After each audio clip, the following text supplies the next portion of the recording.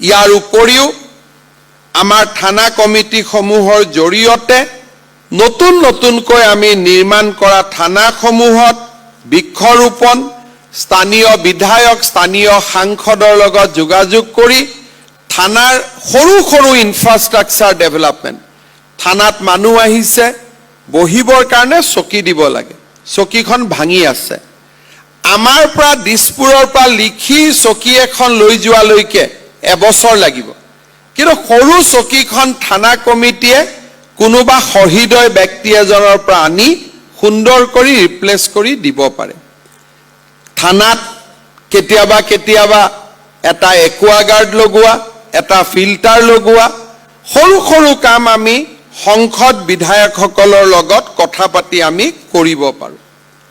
থানাখনৰ পৰা যেতিয়া আৰক্ষী এজনে অৱসৰ ল'ব, স্কুলত আমি শিক্ষকসকলক বিদায় সম্বৰ্ধনা জনাওঁ, আৰক্ষীৰ জোৱানজনকো আমি যেতিয়া এটা বিদায় সম্বৰ্ধনা জনাম থানা কমিটিয়ে, আমাৰ মানুহৰ মাজত মনোবল কিমান বাঢ়িব আপোনালোকে নিজেই চিন্তা কৰিব পাৰে।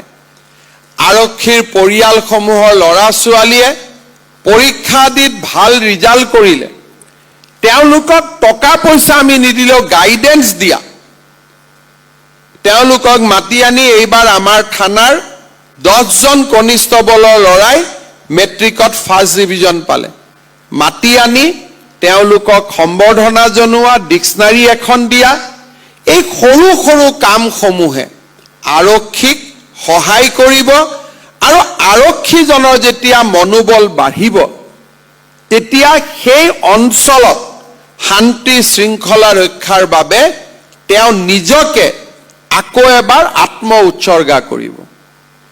মই বহু ক্ষেত্ৰত ভাবোঁ যে সমাজৰ পৰিৱৰ্তন নিৰ্দেশ দি গালি গালাজ কৰি পৰ্টেলত নিউজ কৰি সমাজৰ পৰিৱৰ্তন নহয়।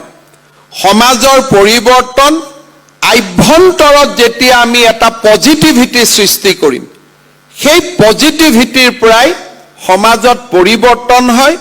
পৰিৱৰ্তন লাহে হয়, শ্ল'লি হয়, কিন্তু যেতিয়া পৰিৱৰ্তন হয় সেই পৰিৱৰ্তন স্থায়ী হয় আৰু সেই পৰিৱৰ্তন এজন মানুহৰ জীৱনৰ পৰা সহজে আঁতৰি নাযায়।